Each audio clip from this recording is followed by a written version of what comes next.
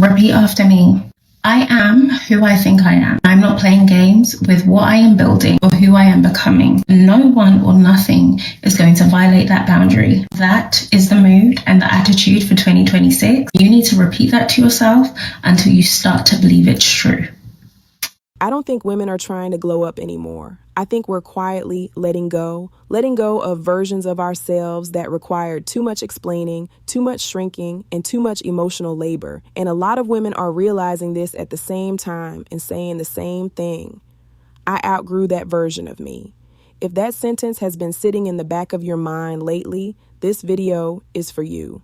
Here are 26 ways to get your life together before 2026. Book a haircut to symbolize new beginnings. Unsubscribe from email lists that aren't serving you. Clean out your fridge. Write a future self letter that you can open at the end of 2026. Get your sleep schedule under control. Make your 2026 vision board. Vision boards do change lives, you guys. Buy yourself some flowers because you deserve it. Make an annual maintenance checklist for your dentist, eye exams, dermatologist. Clean out your wardrobe. Create and take pictures of the 3 go-to outfits that you can reference when life just gets busy and you need an outfit that makes you feel confident. Unfollow social media accounts that leave you feeling poorly. Delete any apps that you haven't used in the last 6 months. Declutter your closet and donate clothing that you have not worn for the past year. Upgrade your hygiene routine with a new body wash, shampoo. Audit your subscriptions for memberships, apps, and cancel those that you do not use. Update all your passwords and make sure everything is 2-factor authenticated. Start a new micro hobby like coloring that only takes 10 minutes to do but helps you romanticize your life. Do a 2-week no complaining challenge to reset your mindset. The old screenshots you will never reference again. Deep clean all your technology like your laptop, headphones, phone. It's probably so nasty. Set up automatic savings from your paycheck. Reevaluate the people that you spend time with because the 6 people you spend the most time with are the 6 people you become. Create a comfort playlist when you need some mood regulation. Back up all your important files to a drive or the cloud.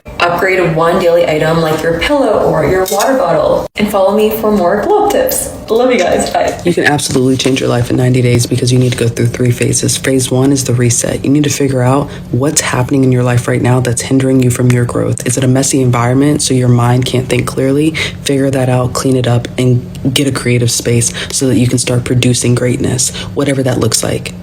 Phase 2, the rebuild. This is the time when you start actionably deciding to do something different with your life. So you know 3 days out of the 7 days out of the week, I'm going to do something with my body that is going to help it get better. I'm going to walk for 20 minutes. I'm going to go to the gym for 10. I'm going to run for 30 minutes. I don't care what the cadence and frequency is. Just do it 3 days out of the 7 days of the week.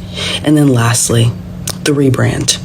The rebrand is something that I wish I would have said in the YouTube video, but it's the part where like you've done it often enough where you're like, I know the new version of myself. So if you want the full breakdown, it's right here and in my bio on YouTube. Check it out.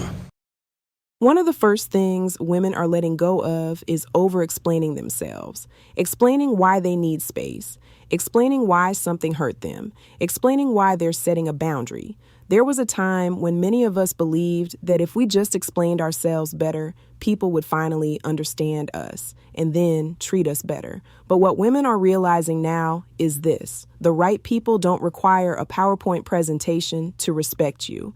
Outgrowing a version of yourself often looks like realizing that clarity doesn't come from saying more. It comes from saying less. You stop arguing your worth. You stop justifying your feelings. You stop trying to be understood by people who benefit from misunderstanding you. And instead, you move differently. These are 25 things to organize before the end of 2025. Your closet, your makeup collection, your calendar, your camera roll, saved TikToks, your car, your nightstands, your work bag, winter coats, your pantry, kitchen cabinets, junk drawer, your purse, bathroom drawers, chargers and extra cords, your 2026 goals, spices, your notes app, your dresser, all your shower products, your subscriptions, your email inbox, your music playlist, jewelry box, your shoes. Miss Girl, there is no such thing as trying. It's either you're doing it or you're not. Trying is just an excuse that we give ourselves to make ourselves feel better when we're half-stepping. Because let's be real, if you showed up, then you did it. And even if it didn't unfold the way that you planned, it still counts because you still made that move. So please stop saying you're trying. Oh, I'm trying to do this. I'm trying to become better. I'm trying to do this. I'm trying to learn this.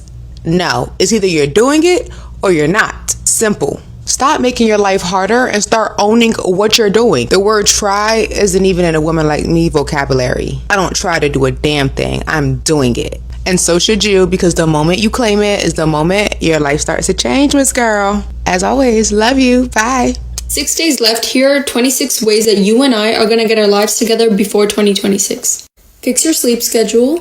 Clear your camera roll and delete pictures of people you don't want to bring into 2026. Number 3 is organize your closet. And 4 is donate any of the clothes that you haven't worn for over a year. Delete any apps you don't use. Unsubscribe from spam email lists. Clean that junk drawer. I know you have one. Number 8, get yourself a 2026 journal. And number 9, in that journal, create some smart goals for 2026.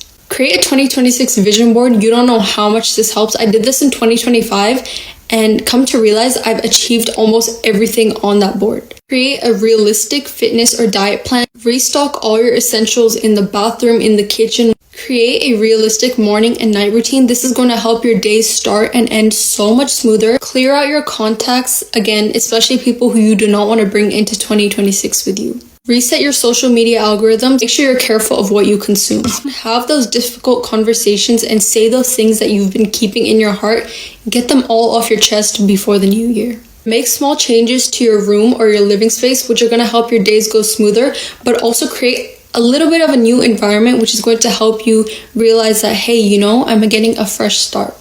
Clear out your emails. Throw out any old or expired hygiene products. Stop giving any energy to people who are not good influences or do not make you feel fulfilled and happy as a person, especially when you notice you're around them and then you come home feeling drained instead of relaxed. If you don't have one, get yourself a big water bottle. That way you remember to drink enough water. Throw out any old food from your kitchen or your pantry. Find a new hobby that does not involve any screens. Write a letter to your future self about how the past went or what you want to achieve in the future. Send a kind message to everyone who has made your 2025 better. Compliment yourself. And lastly, follow me for more.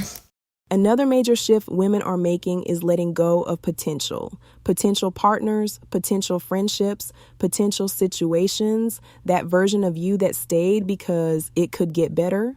She was hopeful, but she was also exhausted. Women are starting to choose peace over possibility, not because they're bitter, not because they've given up, but because they've learned that potential without consistent action is just a distraction.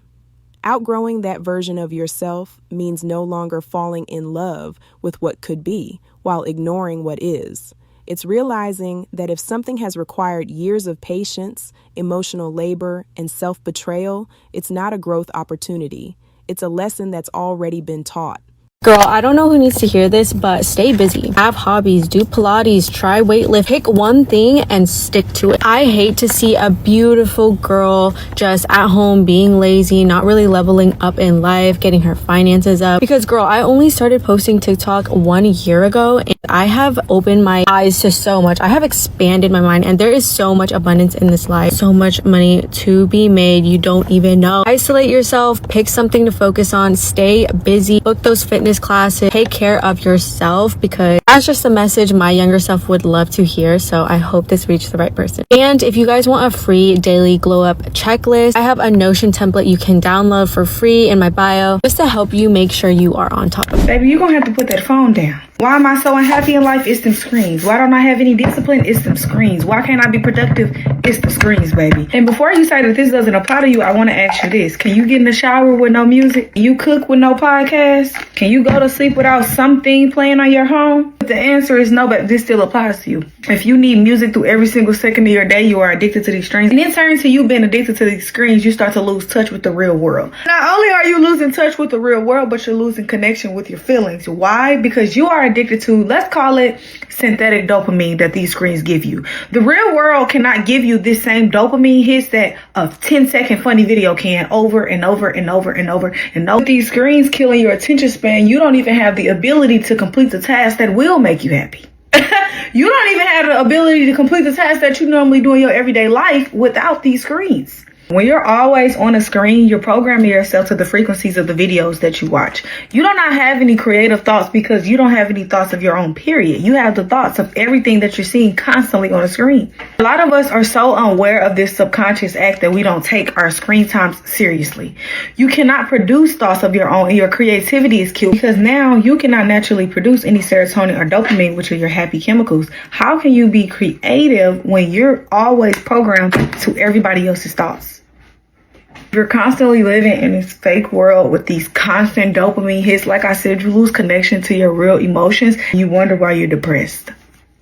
Being able to sit with your thoughts and being content with yourself through that process is a skill. If you do not program yourself, you're going to be programmed by the things around you. And you may not like that programming so much. And y'all don't. That's why you're unhappy and miserable and always on your fucking phone. That's why you ain't got shit done. That's why all you do is talk and you don't complete any real goals because you're so used to these instant dopamine hits. These screens are killing you psychologically. You cannot motivate yourself. You don't have any discipline. You don't have any will, or you don't have any drive to do anything. Why? Because you have a disconnection from your emotions. Why? Because you're programmed to everybody else's. Stillness and meditation is very vital for your livelihood. You have to program your own thoughts. Listen to yourself. You don't know yourself because you never listen to yourself and you don't give yourself time to. Wonder why the best thoughts come to you when you're in a shower or when you're not doing anything. That's because you're in a flow state. You have to put your body in a flow state so that you're even creative. And how can you get yourself in a flow state? Put the damn phone down. You have two choices. The pain of discipline or the pain of regret. The pain of discipline or the pain of regret. But at least with the pain of discipline, you get success out of it. But with the pain of regret, all you get is, oh, what if I would have done this? Oh, where would I have been if I started this 5 years ago? What could I be now? So hurt. Don't be afraid to hurt. But hurt in the form of discipline so you can at least get something out of it. Get something out of your pain. Be disciplined. Come on, Pookie. You got this. Clock it. Be disciplined. Go hurt and be disciplined so you can at least get success out of it. A big one women are releasing is performing for approval, performing likability, performing cool girl energy, performing strength when they actually needed support. There was a version of you that believed being chosen meant being easy, flexible, and endlessly accommodating. But now, women are choosing alignment over applause. You don't need to be impressive to be loved. You don't need to be agreeable to be respected. You don't need to dilute yourself to belong. Outgrowing that version of you often feels uncomfortable at first because the moment you stop performing, some people stop clapping, and that's okay. Here are 25 things you need to do before the end of 2025. Wipe down all door handles and light switches. Sort out your junk drawer. Identify one thing you would like to change in 2026. Go through and delete all apps that you do not use. Dust your ceiling fan. Write a letter to your 2026 self. Clean out your wallet or purse. Check your credit report. Review all of your subscriptions and cancel ones you are no longer using. Wash or replace your pillows. Throw away all expired food and seasonings. Save $20 to $50 to kickstart your saving habit. Reach out to someone you miss. Apologize to someone that you hurt this year. It could be yourself. Disinfect your phone and phone case. Change the batteries in your smoke detector. Delete all expired cards and passes from Apple and Google Pay. Clear your browser tabs. Create one new financial goal for 2026. Disinfect your shower head. Replace your shower curtain. Throw away old prescriptions. Buy new underwear. Redeem unused gift cards. And perform one act of kindness to someone else. Hey girls, this is a safe space, so let's keep it that way. It's the last month of the year and I want to talk about some of the goals I have for December that I want to carry into the next year. Number one, I want to work out at least 3 times a week. I just think, especially at my young age of 23, it's so important to set the foundation for long-term health. 2, I want to save 20%. Y'all, I know I said 20%, but my mom said I should do 10%, so I'm doing 10%. Of everything I make. As a hairstylist and a content creator, I basically spend money like a drug dealer. I spend the money and it comes right back. Thank you, Jesus. I do save money, but there's not a schedule or a certain percentage, and I want to be more organized. I did make my first high yield savings account. Okay, the last one I'll add in this video is that I want to do my devotional every single morning. I got my devotional 2 years ago. I did 20 days straight. Ended up just sitting in my nightstand. Recently, I was organizing my nightstand and I found it again and I said, yeah, the way I'll wake up and immediately reach for my phone cannot be healthy. And one thing about it, my relationship with God is really what keeps me going. So why wouldn't I start my day reading the word and reflecting? Okay, girls, I want to check back in at the end of the month to see how I did. If you guys have any goals you want to share, definitely leave them down in the comments. I'll see y'all in my next one. Bye. Okay, so I made a list and I want to share with you guys 15 things that I've done in my late 20s to make myself hotter physically and spiritually. And I hope it inspires you too.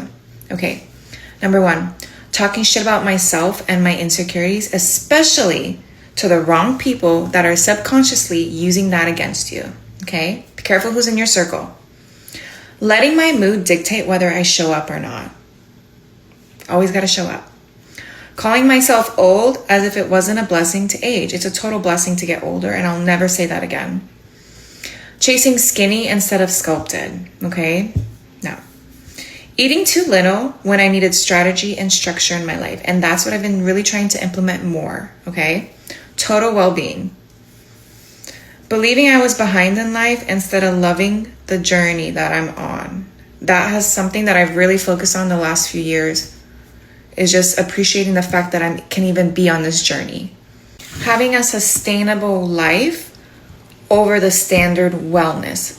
Whatever you see that people are doing for wellness, it's not what you have to follow. You have to follow what is sustainable for you in your life, especially in the stage of life that you're in. Okay, this is a big one. Calling everything self-care when in reality, I was just being fucking lazy. Waiting to feel confident. Fake it till you make it. Okay, I think Rihanna said that. And that's really true. You don't have to feel confident, 100% confident in the moment, but you have to show up. Treating skincare like it was an afterthought and not investing into my physical looks, like my skin, hair, whatever. Saying I'm fine when I really desperately needed connection. Another big one is obsessing over being liked when I really just needed to be respected. Comparing my social media journey to other people's. I don't do that anymore. I run my own race. Leaving friends behind that just do not fit where you are now in your life and in your journey. And the last one, comparing myself to social media filters when I'm actually beautiful in real life, and to show the real raw version of myself, which I try to do on my TikTok. And yeah, those are my 15 things that I've consciously made an effort to focus on in my late 20s, and they have made such a difference in my mental health. I hope this helps. Another thing women are quietly letting go of is urgency, the rush to have it all figured out, the pressure to hit certain milestones by a certain age, the anxiety that comes from comparing timelines. There was a version of you that felt behind in love, behind in money, behind in life. But now, women are realizing rushing doesn't create fulfillment. Presence does. You don't need to force clarity. You don't need to rush healing. You don't need to sprint toward the next chapter. Outgrowing that version of you means trusting that your life doesn't need to look like anyone else's to be meaningful. These are the things that we're going to have to leave behind in 2025 because we're no longer pouring our energy into them. We're not bringing them over. They are not crossing over with us into 2026. Number 1, allowing people to gaslight you, or even worse, gaslighting yourself. It's not that deep. You're overreacting. Stop invalidating your reality. Number 2, shrinking yourself to make other people feel comfortable. Dimming your personality, your talent, your ambition, whatever it may be, just to keep the peace. Yeah, we're leaving that behind. Number 3, a lack of boundaries. No, boundaries are not being rude. It is self-respect and is there to stop you from exhausting yourself. Number 4, ignoring your intuition. A little tip, your body knows before your mind does. Listen to it. Because I don't know about you, 9 times out of 10, I'm not wrong. I'm not always right, but I'm often not wrong. Number 5, forcing relationships, friendships, situationships, etc. that no longer fit. If the shoe don't fit, throw it the fuck away. Caring what people think. Unless they born you, unless they're paying for your bills, Who the heck cares what they think? And last but not least, weird people. I don't even need to elaborate on that. Just weird people. We all got weird person or peoples in our life. Just weird. And we're going to have to leave them behind. So what does all of this mean? It means women aren't becoming colder. They're becoming clearer. They aren't losing softness. They're protecting it. And when a woman says, I outgrew that version of me, what she really means is, I learned. I matured. I chose myself. This reset isn't loud. It isn't flashy, but it's powerful. If you're in a season where you feel different, quieter, more selective, less reactive, you're not regressing, you're evolving. And if this video resonated with you, I want you to comment, I outgrew that version of me. There's more coming in this series about the quiet reset women are making in dating, identity, and self-respect. So if you want to continue this conversation, make sure you're subscribed. You're not late, you're not behind, you're right on time.